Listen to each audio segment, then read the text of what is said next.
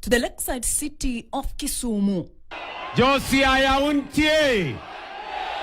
Commitments have been made to Kenya's capital, Nairobi. Killer chief in the next 6 months atakuwa na tablet. William Ruto to move forward and receive. Nearly 4 years into the Kenya Kwanza administration, KTN embarks on a journey tracing the footprints of every project that the Kenya Kwanza administration has promised Kenyans since they took office. This promise tracker, a KTN special report, begins right here at the Dhidi Bridge in Tharaka Nithi County. This is the most promised project by President William Ruto. Did he deliver or not?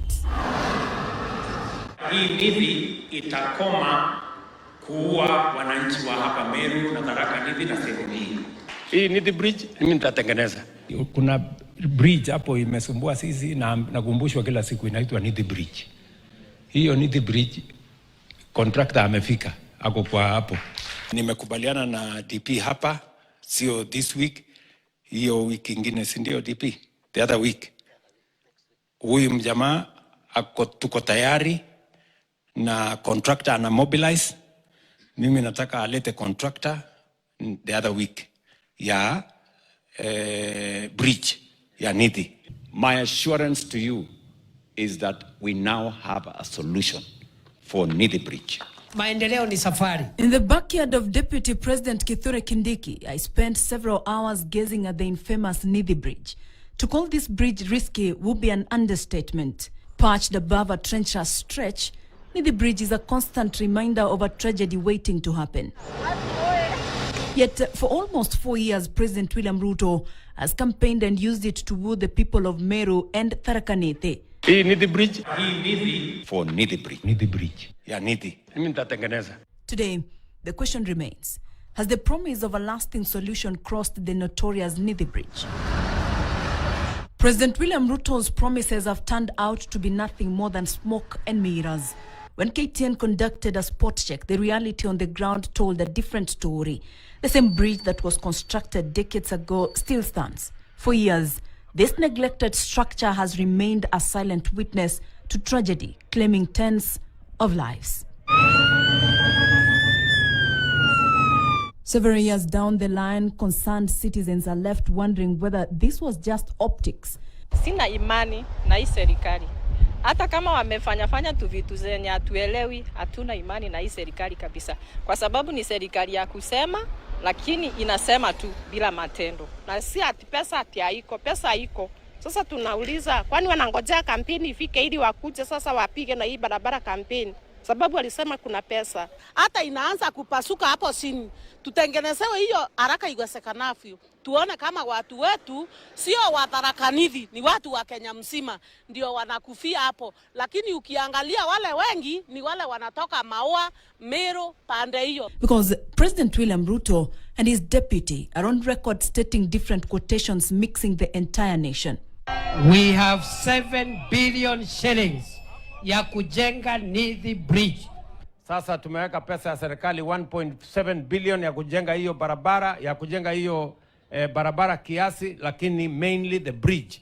Tuko na solution ya engineering na tuko na pesa ya kufanya hiyo kazi. There is 2 solutions to that bridge. One will cost us 5 billion shillings, and they have designed how it's going to happen. The other one is going to cost us 50 billion shillings. Hii Dhidi Bridge mimi nitatengeneza. Inahitaji shilingi bilioni 7. Ni pesa nyingi. Well, it's not just Dhidi Bridge. Tutawajengea soko ingine 9. Across the country, one phrase has become synonymous with President William Ruto's pledge: in 6 months. In 6 months' time, for the next 6 months, in the next 6 months, And within 6 months, in the next 6 months. Kuanzia mwezi wa 6. The in 6 months phrase is actually not new to President William Ruto's political vocabularies. It predates his presidency.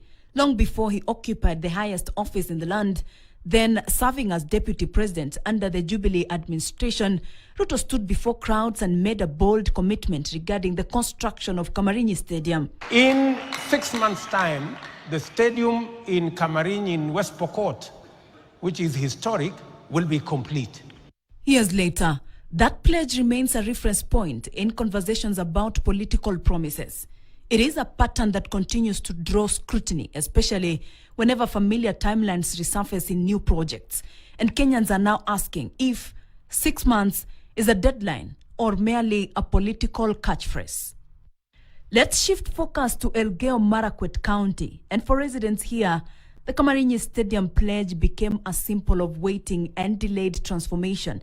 The stadium, referred as a cherished athletic hub in a region known for producing world-beating runners, remained untouched for years since that promise was made. And it is not just Kamarinyi.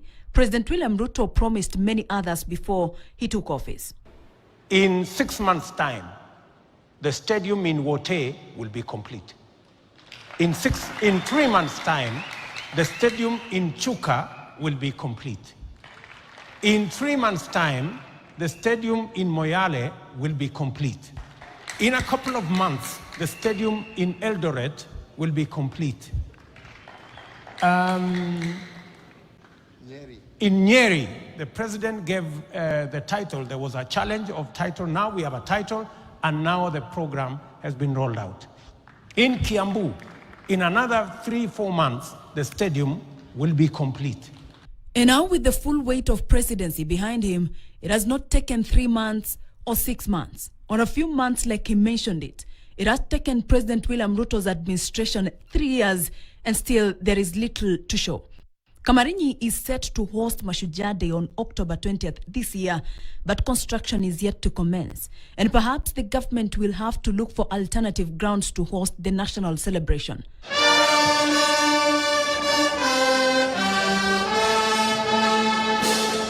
Looking back on Labor Day, the celebrations in Vihiga County were inside the grounds of Chavakali High School, where classrooms gave way to tents and a school field had been transformed into a national stage. Yet, just a few heartbeats away, Kidundu Stadium, once promised, is yet to be completed. Its construction stalled and later went silent. We are at the preliminary stages, preparing, securing the area, constructing the perimeter wall. Then there is Wote Stadium in Makueni County, a project that was launched with optimism in 2017 by President William Ruto, then Deputy President. He promised it would be completed within 6 months. In 6 months' time, the stadium in Wote will be complete. Wote Stadium, that we had been promised by the government, it will be complete, let's say in 6 months. And this field has become an impediment on how we can grow our talents. We are having a lot of congestion because in this town we only have one field. That is a police ground hosting 10 senior teams and 4 junior teams and 4 lady teams. Several years down the line, over 300 million Kenyan shillings have been spent on the project. But on the ground, there is little to match the scale of investment. We would really like and we would really appreciate that this field is put into use first. Adjacent to Wote Stadium, President William Ruto's pet project, the affordable housing, is slowly taking shape. Many question about priorities, or is it just optics? Then there is the Kiprugut Chumo Stadium in Kericho, formerly Kericho Green, that hosted the 2023 Mashujaa. In the lead up to the event, the stadium received a facelift. Its surfaces were polished and sections upgraded to meet the demands of a national ceremony.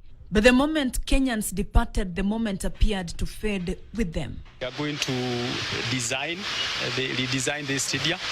We are going to remove the current terrace that you see and do new terraces and rework the field and the running track so that we provide 8 lanes in the standard they should be. The shell of half-built arenas stand as monuments to broken pledges 2 years later. Notably, the stadium had previously received 37 million Kenyan shillings in 2020. Altogether, 437 million Kenyan shillings has been spent here with little to show. Tulikuwa tumeweka tartan track hapo mbeleni. I think it was in 2020. Kwa ile renovation ilifanywa wakati ya Mashujaa, tartan track haiko. Na ukiangalia pia kiwanja bado haijafika ile standard inafaa. Ukiona nyasi ni ile ya ng'ombe. Hapa mvua ikinyesha season ya mwezi wa 4 vizuri, hakuna game inachezwa hapa. Inakuwa kama ni shamba ya ng'ombe. In Nyeri Tech Rirungu Stadium. In Nyeri, the president gave the title. There was a challenge of title. Now we have a title, and now the program has been rolled out. It is one of the projects that have been relaunched multiple times. In 2023, Ruto himself commissioned its construction, but little progress followed, and the contract was terminated after consuming over 250 million Kenyan shillings. By 2025, the project was handed to the Kenya Defence Forces with an estimated cost of 800 million Kenyan shillings. 3 years on, what was envisioned as the largest stadium in the Mount Kenya region, intended to serve Murang'a, Kirinyaga, Nyandarua, and Nyeri counties, remains unfinished. In total, the Kenya Kwanza administration has already spent close to 1 billion Kenyan shillings on this project. Sasa nimeamurisha ya kwamba hii Ruringu sasa nimeambia watu wa jeshi wakuja wanisaidie kukamilisha hiyo Ruringu. And I am very confident that by the end of this year we will complete Ruringu. The Kenya Kwanza administration brought to power on the promise of a transformative bottom-up agenda. Mama mboga, watu wa boda, small-scale farmers and the hustlers. Pale kwa boda boda, pale kwa makanga, na mtu ya kiosk, na watu wa boda, wapate pesa ya kuinua biashara yao. Ndio tuanze hapa chini twende up. Bottom. But nearly 4 years since the Kenya Kwanza government assumed power, Kenyans are still waiting for the government to honor its promises. I hope you remember this. Simu utakuwa unapiga free of charge. Simu haitakuwa inakatika kwa sababu sasa tutakuwa tumedeploy internet. So the question remains, have the biggest allies to this government fulfilled their dream of free internet and free calls? Hiyo inakatika, hiyo ni story. Ukipiga simu ukiwa mahali pakasi hapa inakatika, hakuna internet, hakuna mawasiliano kabisa, na tuko na huwa kila mara watu wanasema serikali ya mama mboga, na hakuna usaidizi ambao tumepata kama mama mboga. Hapo ndio tuna challenge. Sasa hiyo wifi hatupati. Tulilojiwa wifi na tukatumia 1 month. Hiyo 1 month ilitusaidia kwa advertise kazi zetu, kuuza online, na ikafanya tu 1 month. Wifi imefanya mimi nikipiga picha kwa biashara yangu na post, watu Kenya nzima wanaona biashara yangu, wanaona biashara yangu venye inafanya. But it is not only Mama Mboga who are treated to grand promises of internet connectivity and free calls. At State House, Nairobi, a one-of-a-kind event was organized by the president, where chiefs from across Kenya gathered in their finest regalia for what was billed as a historic recognition of their role. And then came the moment designed to steal the headlines. President William Ruto, with his trademark 6 months promise, assured the chiefs that they will soon be armed with tablets, the digital gadgets meant to catapult them into the age of e-government. Kila chief in the next 6 months atakuwa na tablet. Several months down the line, KTN conducted a spot check back in their actual jurisdictions. Many chiefs still lack modern office spaces and are still operating from dilapidated colonial-era structures. And a few literally conduct business under the shade of trees, where the open air serves as both the boardroom and workplace. Here, electricity is not a utility but a luxury. Chiefs in these regions rely on handwritten registers, kerosene lamps, and a word of mouth to manage community affairs. So when the president talks about digitizing administration, the irony bites hard because it is a vision of the future being sold to communities that are still waiting for the basics. Vitu zote tunaomba serikali iharakishe kabisa, sababu chifu wetu anatembea na miguu, ana pikipiki, ana hizo tablets hatuna. Kulingana na vile hali iko sahi ni very pathetic sana. Inaonekana hata kwa mapicha sio mzuri. Mr. President, I hope you remember the gas promise. Leo mnanunua mtungi ya gas shilingi 2,000, shilingi 2,800. Tumesema sasa tutaweka pesa ya serikali kupunguza gharama ya mtungi ya gas. Ile ya kilo 6 mnanunua 2,500, 2,800, tutaishukisha chini mpaka shilingi 500 ama 300. Jambo ambalo halijafanyika na halijaweza kutimia. Sasa hii mtungi ya gas kwingine ni 1000, kwingine 1100. Hii vile tuna refill gas unapata tuna refill na 1300 ama 1350, na ukiangalia sana ni shida sana kwa watu wengine, kwa sababu yule mama mboga ambaye ako klasi ya chini kuweza kurefill hiyo gas inabidi amefanya kazi mingi sana ndio aweze kujaza hiyo mtungi. Mr. President, what became of the free diapers promised to mothers? Or did the pledge get changed before the babies did? I commit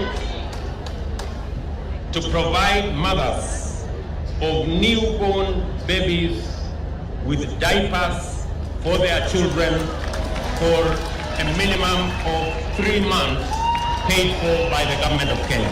Lakini mpaka saa hii hakuna mwanamke ambaye anatoka maternity akiwa amepewa hizo diapers. Kwa hivyo hizo stories zote zilikuwa stories za jaba ambazo saa hii sisi kama wananchi tunahimiza wale ambao wanaomba viti wasikuje kutuahidi vitu za maongo, wasituambie mambo ambayo hawanajua hawataweza kutimiza. Tunasikia tukiwa disappointed na hii serikali kwa sababu ilisema mama mboga atatoka chini akienda juu. Sasa tunaona ametoka juu anaenda chini. The little ones are now settled in school, happily enjoying their meals through the school feeding program. And as they learn, President William Ruto pledged to enhance their menu. Ninunue mashini ya kutengeneza chapo. Na nimekubali nitamnunulia mashini ya kutengeneza chapo. Hata wewe gavana, tafuta mahali ya kununua mashini ya kutengeneza chapo 1,000,000. The grand unveiling of the so-called chapati making machine for the school feeding program. The imaginary was so absurd that Kenyans on social media went all in, mocking the promise as yet another fantasy invention. Memes flew, hashtags trended, and the machine became a symbol of political promises that sound impressive in speeches but collapse under the weight of reality. But perhaps no single example captures the frustration of launch and leave governance better than in Kiabonyoru, Nyamira County. Hapa Kiabonyoru. The president left Gusii residents puzzled after relaunching a stalled road whose construction he first launched when he was the deputy president in 2018. 80 years later, Ruto, now serving as president, returned to launch the same road, but this time around from the far end of the same road, and rebranded it Keumbu, Gachuba, Kiendege, Kemera Road. The road which had stalled after the contractor doing only less than 2 kilometers from Kemera town before being terminated. Watu wa Nyamira. Still in Gusii, while in Nyamira County, Ruto's push to establish a university college in Kiabonyoru has become a bewildering cycle of grand launches, the ceremonial groundbreakings, and the head of state personally presiding over multiple foundation stone events. Yet, the envisioned campus remains largely unbuilt, hovering in the space between announcement and reality.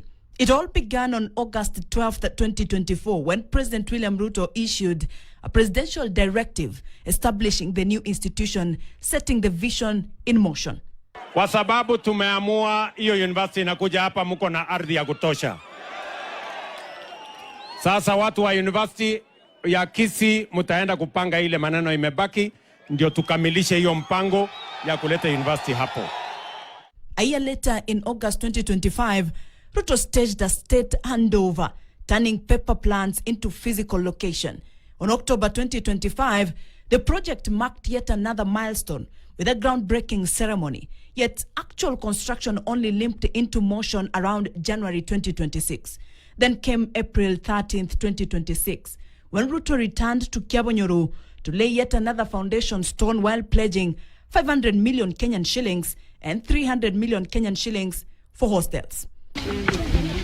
It is not just Kiabonyoru in Nyamira County. The Kenya Kwanza administration has been unable to complete the Ronald Ngala Utalii College in Vipingo in Kilifi County, even after promising to have the first cohort admitted by April 2025.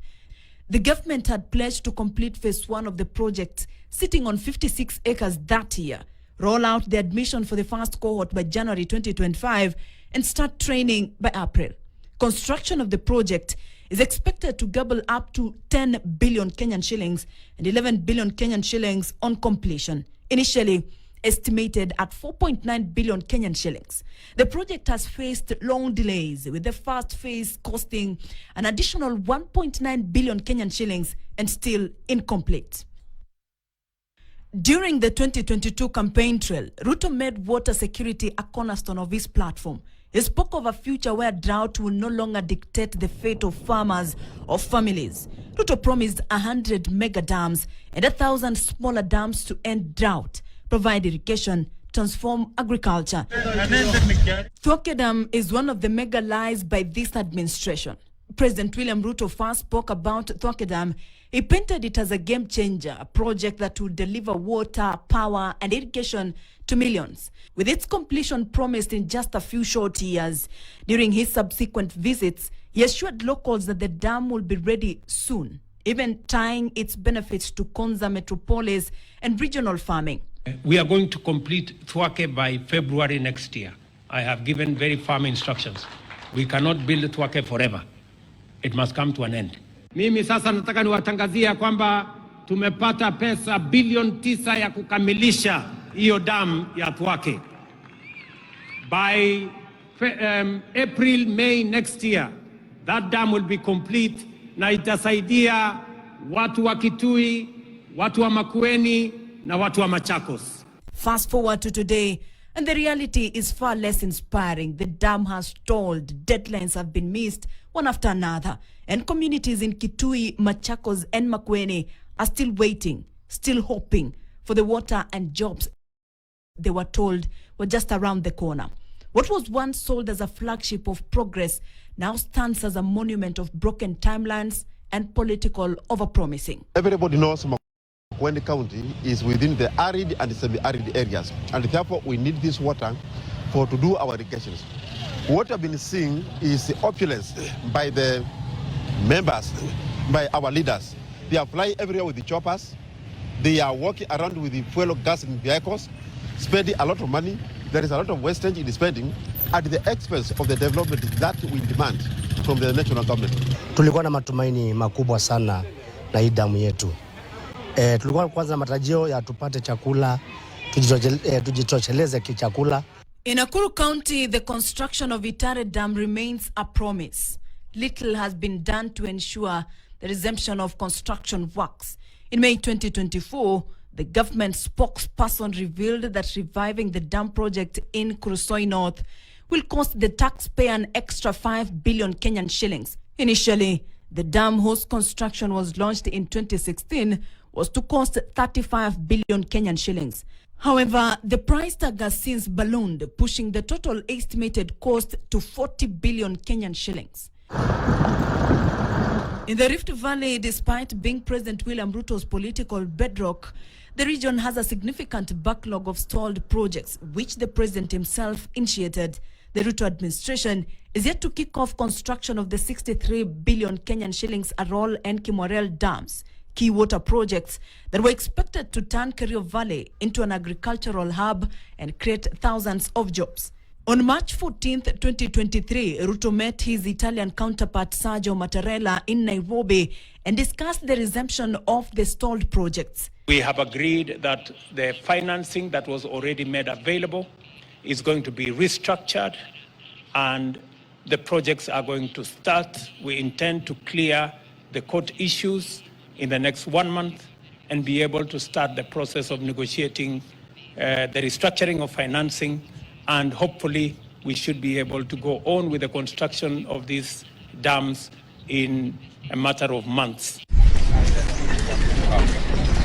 Still in the Rift Valley, the construction of the Karenga airstrip in Belgut constituency has remained stalled since the Mashujaa Day celebrations in 2023. Ameenda kwa njia ya kinyonga. Yaani juzi contractors walikuja field. Ilikuwa tunafikiri kazi yameanza. Lakini aliendelea kwa muda mfupi, hawa contractors walitoka. Most of the time tunafika huko tunaona tu kama wanyama, ng'ombe, mapunda wanaenda kukula huko. So we want to excellence the president. This project itusaidie ikamilishwe kama sisi youths ndio tupate kazi. For President William Ruto, the clock appears to have long run out on the promises once made with certainty and conviction. For the next 6 months, in the next 6 months, and within 6 months, in the next 6 months. What were presented as firm timelines have since dissolved into years, while the silence of unfinished projects continue to grow louder.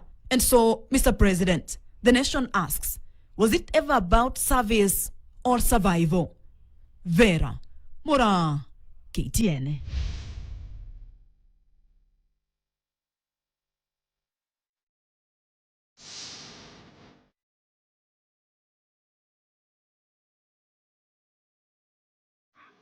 Vera Mora with that special report at the Gallery of Lies. So let's now take a look at what Kenyans had to say on social media in regards to that expose. George Banks says, calling receipts extortion doesn't delete the archive. Mr. President, KTN didn't invent the headlines. They just checked the math on your transformative track record. If the facts are wrong, counter them. Crying victim when your own record talks back is a bad look. Let's take a look at the other responses. And Yoko, that is Kibet Bull, says they just stated facts. They just highlighted what you promised and failed to deliver. Nani alituambia gas itarudi mpaka 500. Let's take a look at another one. The Kenyan Politics, of course, says, in case you missed it, that is the Gallery of Ruto's Lies. And then you have Mudhomi Martin saying he handwriting ni yake sio ya Itumbi in 6 months. Of course, highlighting some of those promises. And the government critic says the standard has pinched where it hurts the most. We are glad the standard is keeping its standard high, and you will do nothing. That is the government critic. And then Shackles Indelible says, tell us more about this, Your Excellency, more about the promises that he made. And then again, Kibet Bull says they just stated facts. They just highlighted what you said. And then there's that Shackles saying, tell us more. And of course, Evans wa member saying, kwani hapa deal haikuivana ama kuna mtu aliruka mwingine. Now, of course, politics and journalism is totally different. The role of the media is to hold the government accountable.